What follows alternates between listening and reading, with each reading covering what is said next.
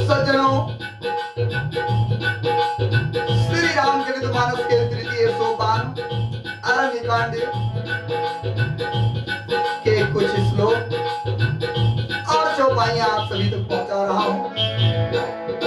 किसी भी प्रकार की यदि त्रुटि होती है उसके लिए मैं क्षमा प्रार्थी हूं। सज्जनों, जिस चैनल के माध्यम से आप सभी एक कार्यक्रम सुन रहे हैं, चैनल को सब्सक्राइब कीजिए, अपने मित्रों को, अपने रिश्तेदारों को सब्सक्राइब करवाइए, लाइक कीजिए, कमेंट कीजिए और शेयर कीजिए। सज्जनों, अरण्यकांड के प्रारंभिक श्लोक से प्रारंभ कर रहा हूं, सुनिएगा। मूलम धर्मोत्तरोर विवेक जलिधे पूर्णेन्दुं मनंगलम वैराग्यं भुजभास्करम् याग घनध्वान्तापहं तापहं मोहाम्भोधर उद्पाटं विधौ स्वासंभवं शङ्करं वन्दे ब्रह्मकुलं कलङ्कशमनं श्रीरामभूप्रियम्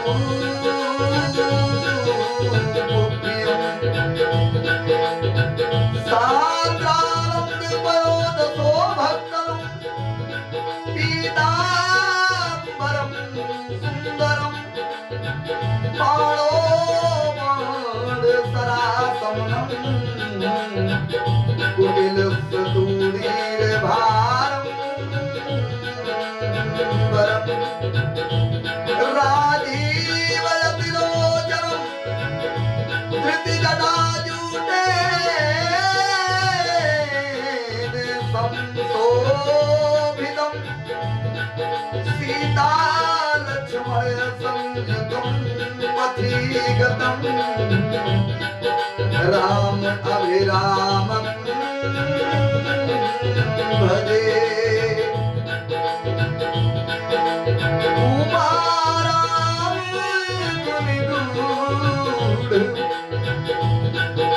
पंडित मुनि गावही विरत। उमाराम गुणिगूढ़ पंडित मुनि पावही विरत। पावही मोह विमूढ़ जे हरि विमुख नारायण, जे हरि विमुख नाधरम रति। पावही मोह विमूढ़ जे हरि विमुख नाधरम रति।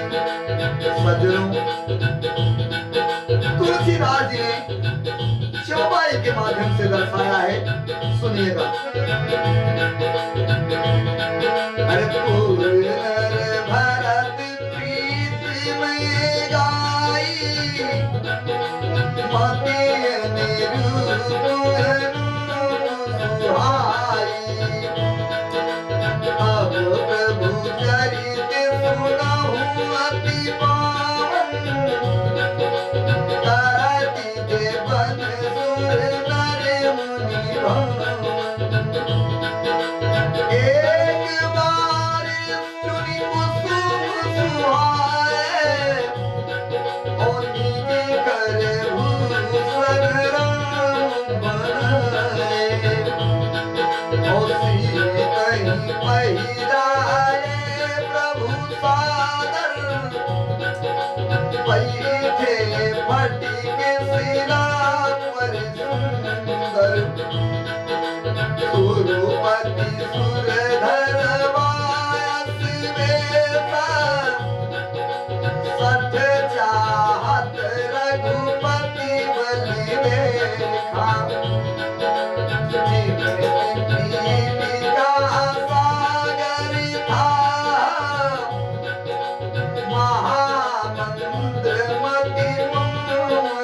चाहा और सीता चरण चोच हति भाया मुड़े मंदे मति कारण कागा चला रुधिर रघुनायक जाना सीख धनुष सायक संधाना अति कृपाल रघुनायक सदा दीन परने तासन आय कीन छलु मूरख गुण गे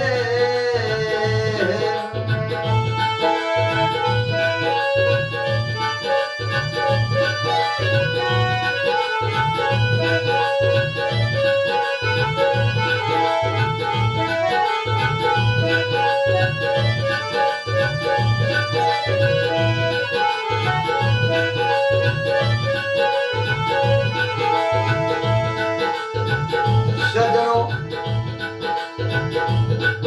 धर्म रूपी वृक्ष के मूल विवेक रूपी समुद्र को आनंद देने वाले पूर्ण चंद्र वैराग रूपी कमल के सूर्यपात रूपी घोर अंधकार को निश्चय ही मिटाने वाले तीनों तापों को हरने वाले मोह रूपी बादल के समूह को छिन्न भिन्न करने वाले की विधि क्रिया में आकाश में उत्पन्न पवन स्वरूप ब्रह्मा जी के वंशज तथा कलंकनाशक महाराज रामचंद्र जी के प्रिय शंकर जी की मैं वंदना करता हूँ। सज्जनों,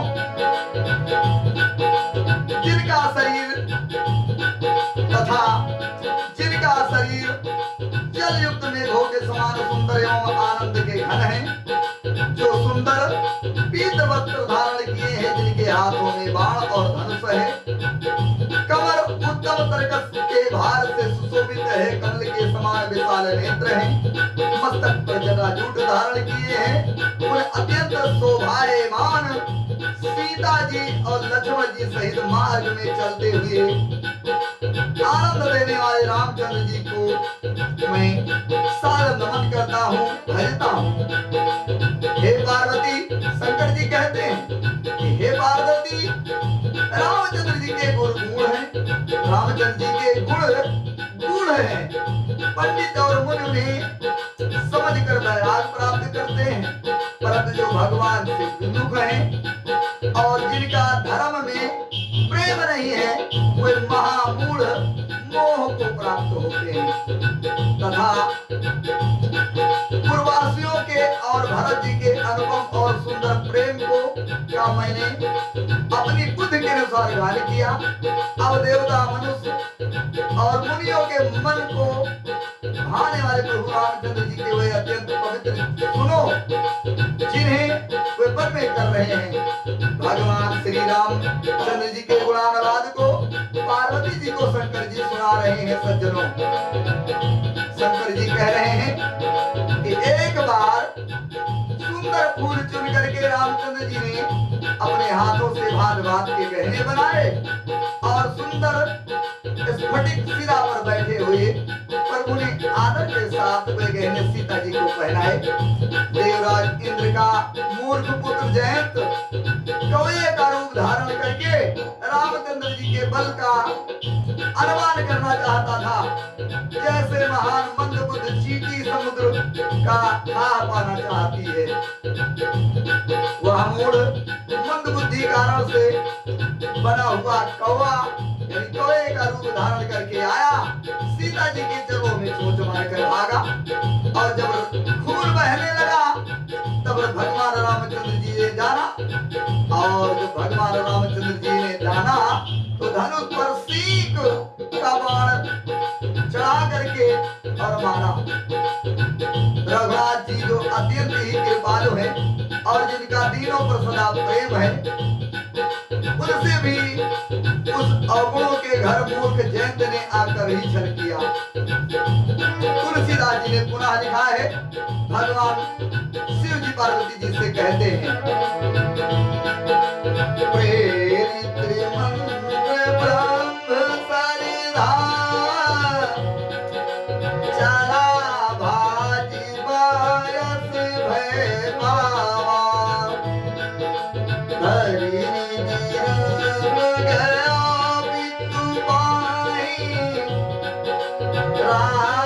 विमुख राखा तेहि नहीं।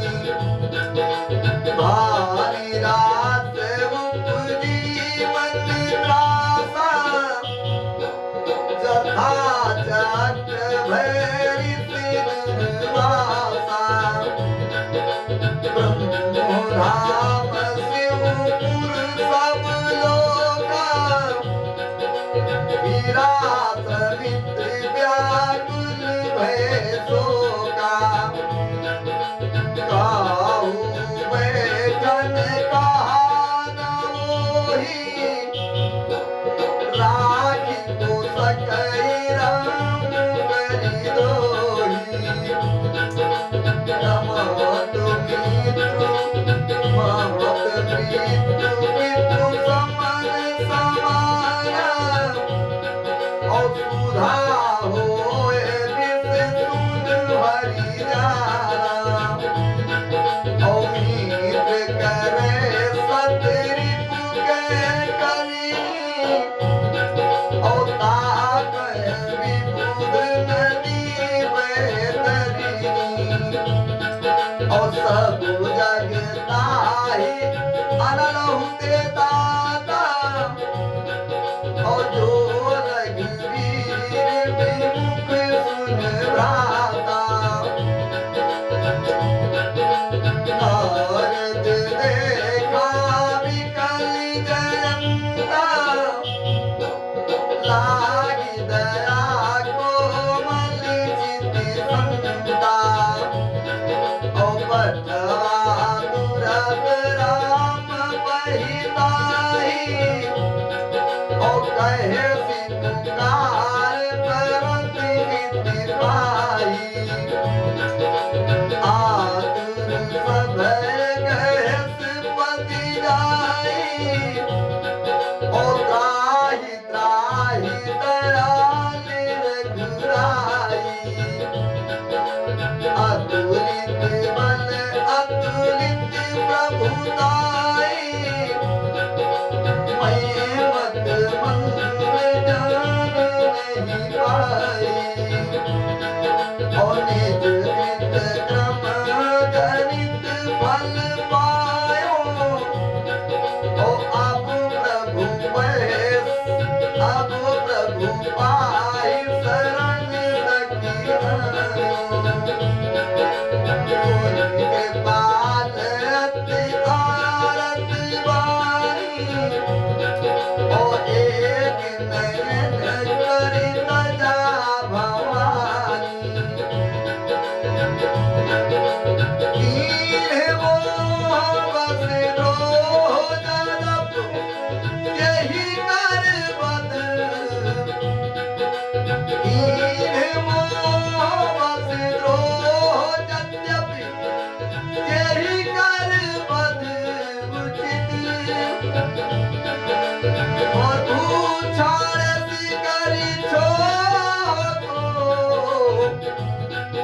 कृपाल रघुवीर सम।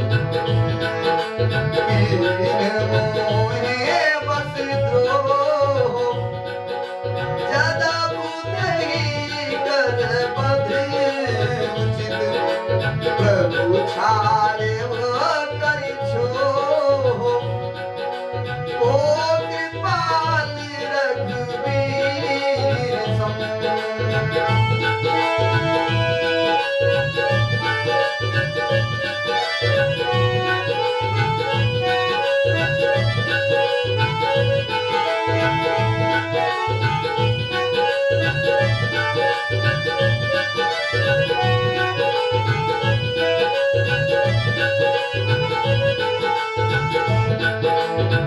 सज्जनों,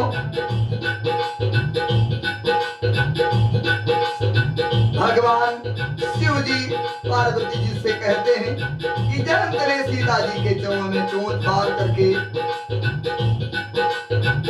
जब वह भागा, सीता जी के चरणों में से खून निकला। और भगवान ने जब देखा तो धनुष पर सिंह का वार संधान किया और 14 भुवन में सब जगह इंद्र का पुत्र जयंत भागा।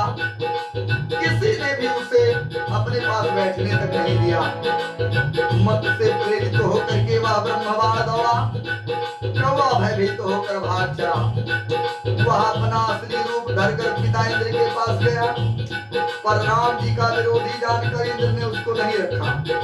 तब वह निराश हो गया, मन में भय उत्पन्न हो गया, जैसे दुर्वासा ऋषि को चक्र से भय हुआ था।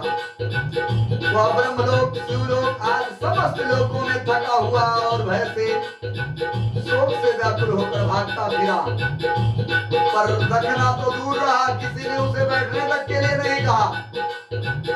श्री रामचंद्र जी के द्रोही को कौन रख सकता है? कागभूषण जी कहते हैं कि हे गरुड़, सुनिए, उसके लिए माता मृत्यु के समान, पिता यमराज के समान और अमृत विष के समान हो जाता है। मित्र सैकड़ों शत्रुओं की सीकरनी करने लगता है।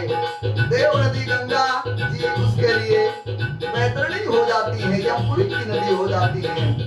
हे भाई सुनिए, जो रामचंद्र जी से विमुख होता है, समस्त जगत उसके लिए अग्नि भी से भी गर्म हो जाता है। नारद जी ने जयंत को व्याकुल देखा, उन्हें दया आ गई, क्योंकि संतों का चित्त बड़ा कोमल होता है। उन्होंने उसे समझाकर तुरंत रामचंद्र जी के पास भेजा।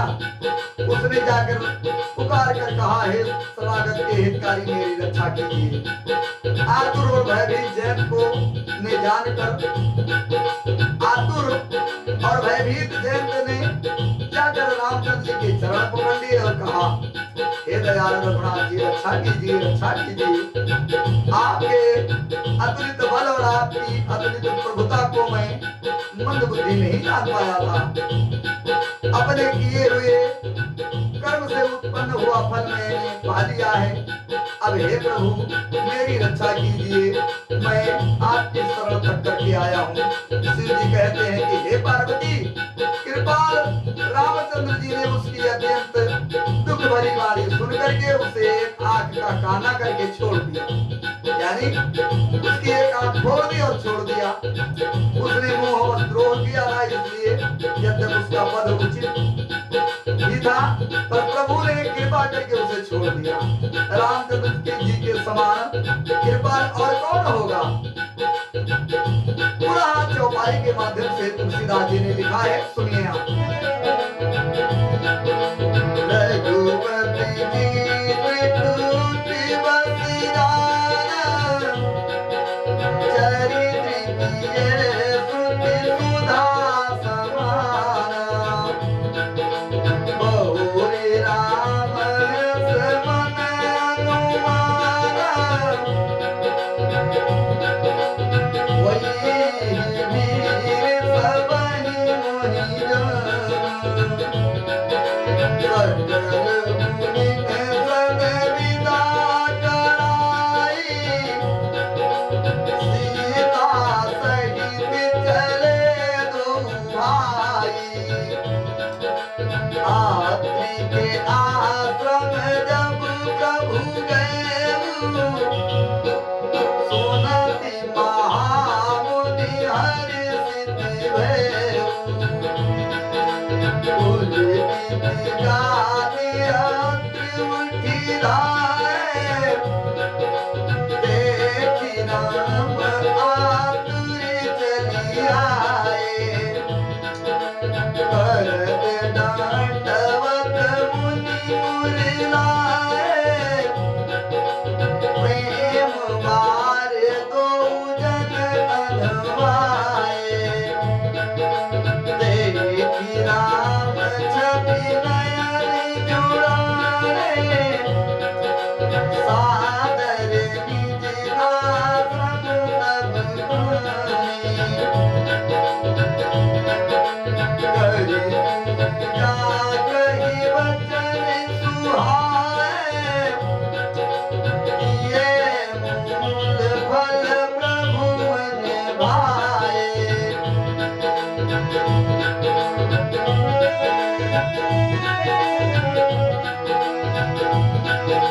प्रभु आसन आसीन, भरी लोचन शोभा।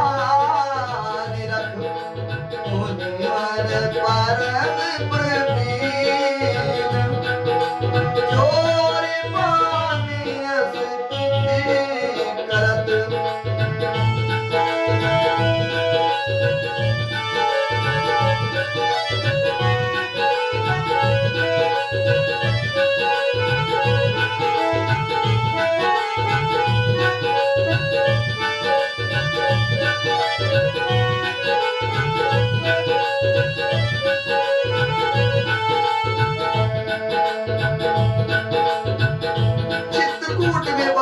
आगे भगवान रामचंद्र जी ने बहुत से चरित्र किए जो कानों को अमृत के समान प्रिय हैं। फिर रामचंद्र जी ने मन में ऐसा अनुमान किया कि मुझे सब लोग जान गए हैं, इससे बड़ी भीड़ हो जाएगी। सब मुनियों से विदा लेकर के चित्रकूट से सीता सहित दोनों भाई चल पड़े। जब प्रभु अत्रि जी के आश्रम में गए तो उनका आगमन सुनते ही महामुनि बहुत प्रसन्न हो गए। अत्रि भगवान शरीर पुलकित हो गया। अत्रि जी उठकर दौड़े, उन्हें दौड़े आते देखकर रामचंद्र जी भी शीघ्रता से चले आए। दंडवत करते हुए ही राम जी को मुनि ने हृदय से लगा दिया और प्रेम आंसुओं से के जल से दोनों जनों को यानी दोनों भाइयों को नहला दिया। अत्रि मुनि ने श्री राम जी की छवि देखकर मुनि के नेत्र शीतल हो गए। तब वे उनको आदर पूर्वक अपने आश्रम में ले गए और पूजन करके सुंदर वचन कहकर मुनि ने भगवान राम को मूल और फल दिए जो प्रभु के मन को बहुत अच्छे लगे। प्रभु आसन पर विराजमान है। नेत्र भरकर उनकी शोभा देखकर परम प्रवीण मुनि श्रेष्ठ हाथ जोड़ करके स्तुति करने लगे। सज्जनों, अत्रि मुनि स्तुति कर रहे हैं। तुलसीदास जी ने लिखा है किस प्रकार से, ध्यान दीजिएगा।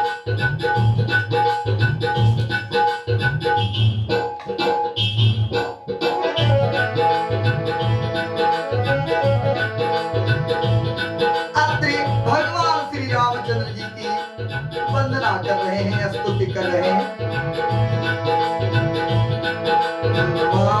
भक्त वत्सलम कृपालशील कोमलम भजामि ते पदाम्बुजं अनामिकं स्वधामदं। राम श्याम सुंदरं भवाम्बुनाथ मंदरं प्रफुल्ल कंठलोचनं मदाविदोषमोचनं।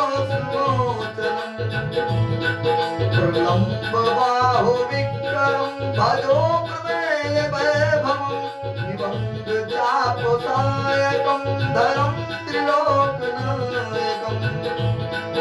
दिनेश वंशमण्डलं महेश चापखण्डनं मुनीन्द्र सन्तरञ्जनं सुरारिवृन्दभञ्जनं।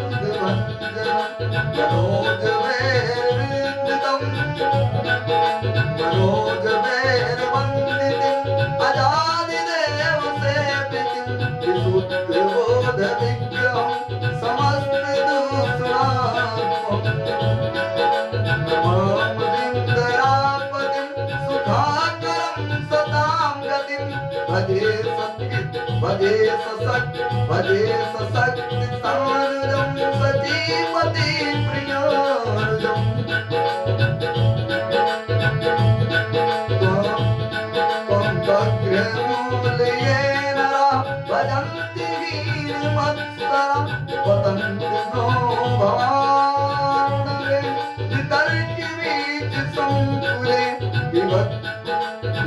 विविक्तवासिनः सदा भजन्ति मुक्ते मुदा निरस्य इन्द्रियादिकं प्रियान्ति ते गतिं सुखं। तमेकमद्भुतं प्रभुं गिरिहीश्वरं विभुं जगद्गुरुं च शाश्वतं गुरुमेव केवलं। भजामि भाववल्लभं योगिनां दुर्लभं स्वभक्तकल्पपादुकं समं सुवेदिमनोहरम्।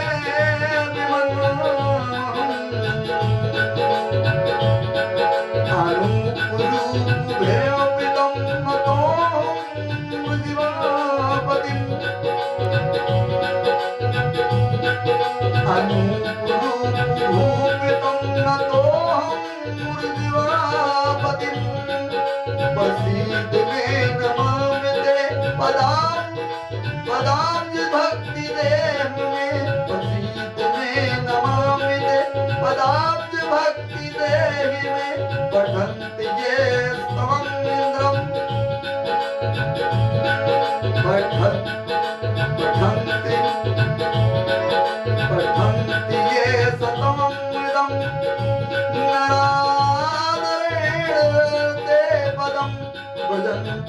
मात्र स्वयं दुर्जन्ति नाथ स्वयं स्वयं तुदीये भक्ति संयुता पठन्ति ये अस्तमिदं नरादरेण ते पदं भजन्ति नाथ संशयं त्वदीये भक्ति संयुता विनीति करि मुनिराय सिरु कहे करि जोर बहोरी चरण सरार हुनाथि जन कबहु तजे मत मोरे।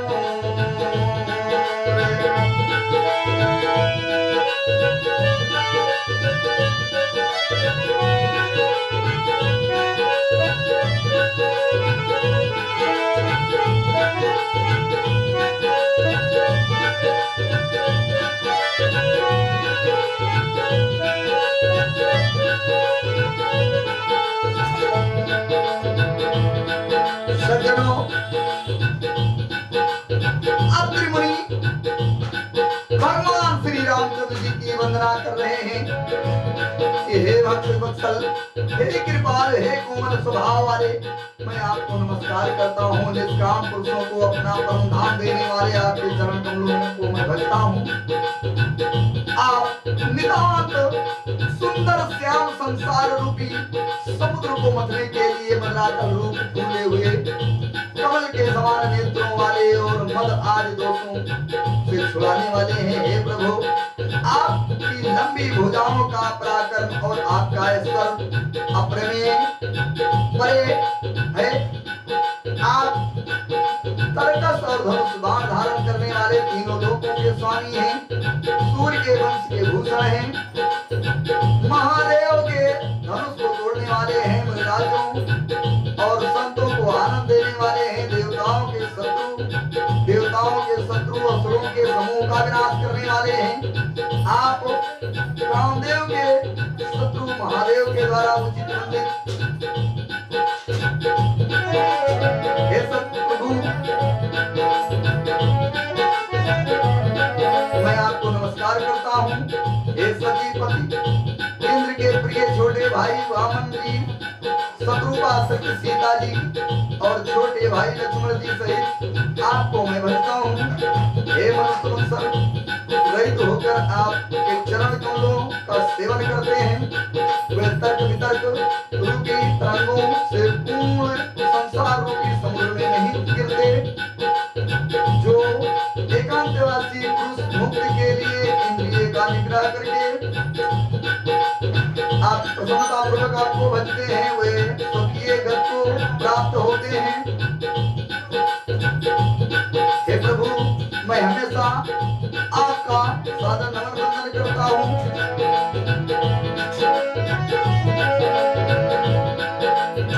मुनि ने बहुत प्रकार से विनती करके, सिर नवा करके, हाथ जोड़ करके कहा कि हे नाथ, मेरी बुद्धि आपके चरण कमलों को कभी न छोड़े। सज्जनों, तुलसीदास जी ने पुनः चौपाई के माध्यम से दर्शाया है, सुनिएगा। अलसिया के पति गई सीता, मेरी बहोर सुशील विनीता, मन सुखी अधिकाई, आशीष दे निकट बैठाई, बसन भूषण पहिराए,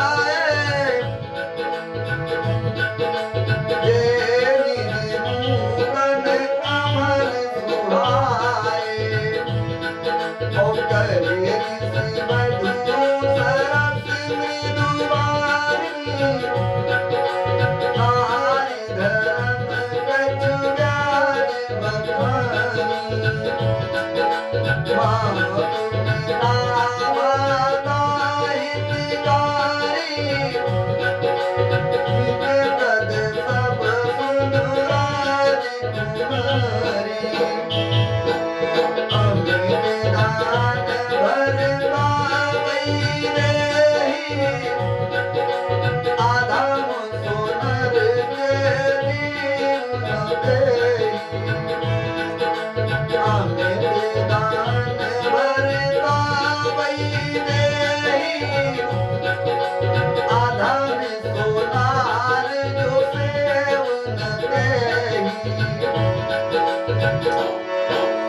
धीरज धर्म मित्र अरुणारी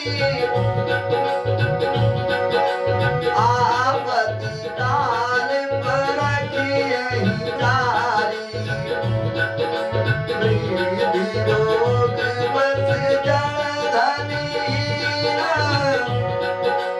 अंध अंध बधिर को धीर दीना ऐसे उपत पर किया अपमान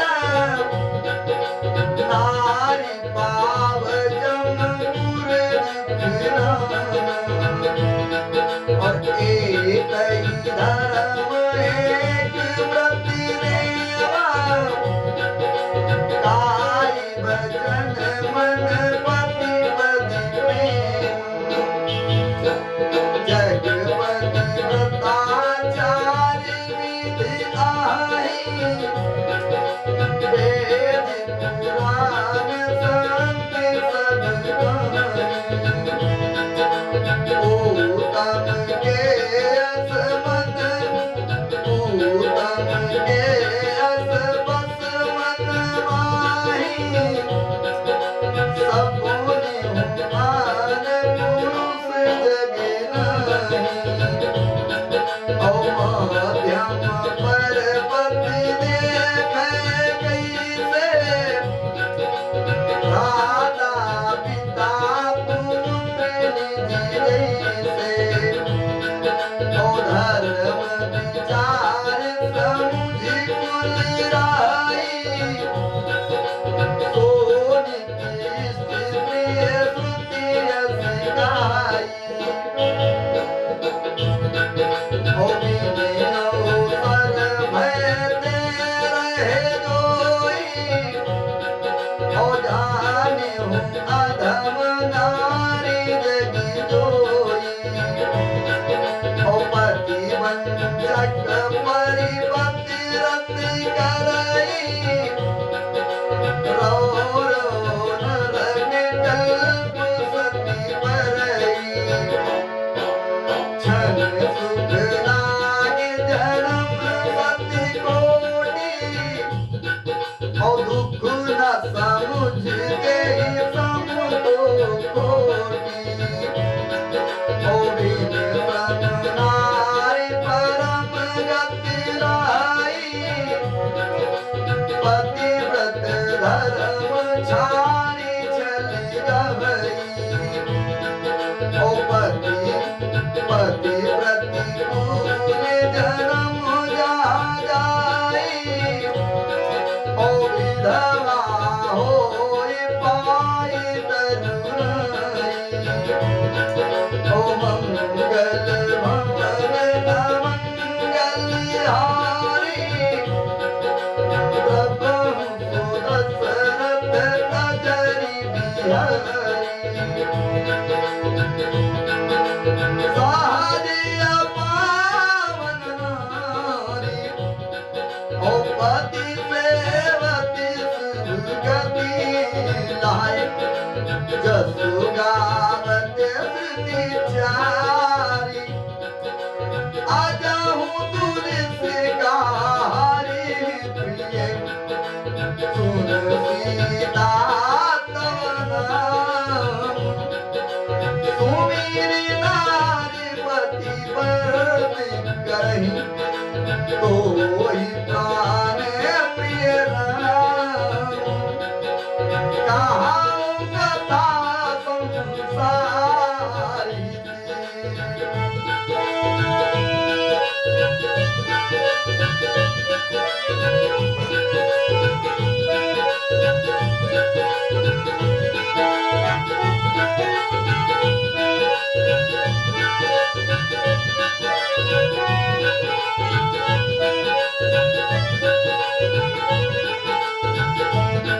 सज्जनों, अत्रि मुनि ने भगवान राम की बहुत प्रकार से वंदना की और फिर परम शीलवती और विनम्र सीता जी अनुसुईया जी के चरण पकड़ करके यानी अत्रि मुनि की पत्नी से सीता जी मिली। ऋषि की पत्नी के मन में बड़ा सुख हुआ। उन्होंने आशीर्वाद देकर सीता जी को पास में बैठा दिया और उन्हें ऐसे दिव्य कपड़े दिए, आभूषण पहनाए जो नित्य नए और निर्मल और सुहावने बने रहते हैं। सज्जनों, ऋषि पत्नी उनके बहाने मधुर और कोमल वाणी से स्त्रियों के कुछ धर्म बखान करके सीता जी से कहने लगी। सीता जी को समझाती है अत्रि मुनि की पत्नी अनुसुईया जी और कहती है कि हे राजकुमारी सुनिए, माता पिता भाई सभी हित करने वाले हैं, परंतु ये सब एक ही सीमा तक ही है। परंतु हे जानकी, पति तो असीम सुख देने वाला है। वह स्त्री अधम है जो ऐसे पति की सेवा नहीं करती। धैर्य धर्म मित्र और स्त्री। अत्रि मुनि की पत्नी ने कहा सीता जी से कि धैर्य धर्म मित्र और स्त्री, इन चारों को विपत्ति के समय में परीक्षा की जाती है। उसी समय परीक्षा होती है। वृद्ध, रोगी, मूर्ख, निर्धन, अंधा, बहरा, कोढ़ी, अत्यंत ही दीन, ऐसे भी पति का अपमान करने वाले। यानी सीता जी से अनुसुईया जी ने कहा कि अगर किसी का पति रोगी है, मूर्ख है, निर्धन है, धन नहीं है, अंधा है, बहरा है, कोढ़ी है, बहुत ही गरीब है, और ऐसे पति का अगर स्त्री अपमान करती है तो उसे यमपुरी में भाग भाग के दुख सहने पड़ते हैं। शरीर, वचन और मन से पति के चरणों में प्रेम करना स्त्री के लिए बस एक ही धर्म है, एक ही व्रत है और एक ही नियम है। अनुसुईया जी ने कहा कि जगत में 4 प्रकार की पतिव्रताएं स्त्रियां होती हैं। सीता जी ने मन लगा करके सुनना प्रारंभ किया। अनुसुईया जी ने कहा, वेद पुराण और संत सब लोग ऐसा कहते हैं कि उत्तम श्रेणी की पतिव्रता के मन में ऐसा भाव बसा रहता है कि जगत में मेरे पति को छोड़कर दूसरा कोई पुरुष स्वप्न में भी नहीं है।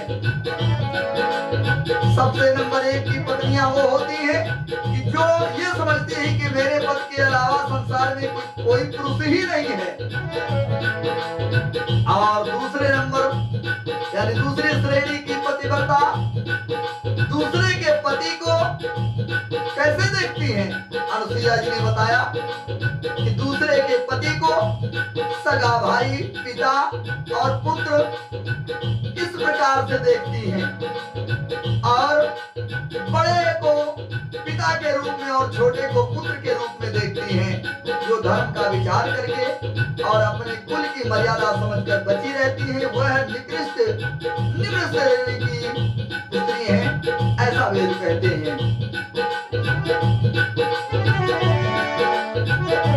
अनुसुईया जी ने कहा कि जो स्त्री मौका न मिलने से या भयवश पतिव्रता बनी रहती है, जगत में उसे अधम स्त्री जानना चाहिए। पति को धोखा देने वाली जो स्त्री पराये पति से रति करती है, प्रेम करती है, वह तो 100 कल्पों तक नरक में वास करती है। क्षण भर के सुख के लिए जो 100 करोड़ जन्मों तक के दुख को नहीं समझती है, उसके समान दुष्ट कौन होगी। जो स्त्री छल छोड़कर पति धर्म को ग्रहण करती है, पतिव्रता धर्म को निभाती है, वह बिना ही परिश्रम के परम गति को प्राप्त होती है, उसे वैकुंठ मिलता है। किंतु जो पति के अनुकूल चलती है, वह जहां भी जाकर जन्म लेती है, वहीं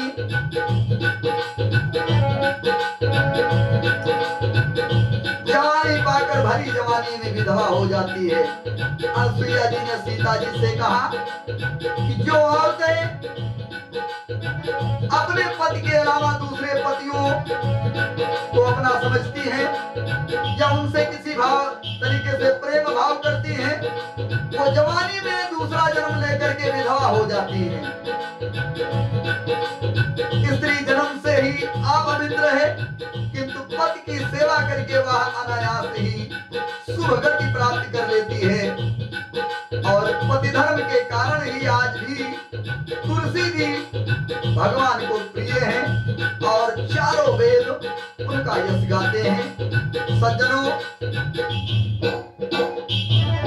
अनुसुईया जी कहती हैं कि हे सीता जी सुनो, तुम्हारा तो नाम ही लेना ले ले करके स्त्रियां पति व्रत धर्म को पालन करेगी।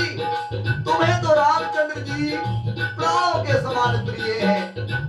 यहाँ पतिव्रत धर्म की कथा तो मैंने संसार के हित के लिए कही है, आपके लिए नहीं बताई है। आपको मैंने नहीं बताई है। ये संसार में इस प्रकार की स्त्रियां होती हैं। अनुसुईया जी ने इस प्रकार सीता जी से कहा। सज्जनों, सीता जी को समझा करके बहुत ही कोमल वाणी में बड़ा ही प्रेम भाव करती हैं अनुसुईया जी। सज्जनों, आज का प्रसंग यही समाप्त कर रहा हूँ और पुनः अगले भाग में मिलूंगा। किसी भी प्रकार की यदि मुझसे गलती हुई होगी तो आप सभी क्षमा करेंगे। सज्जनों, सभी को सादर नमन वंदन है।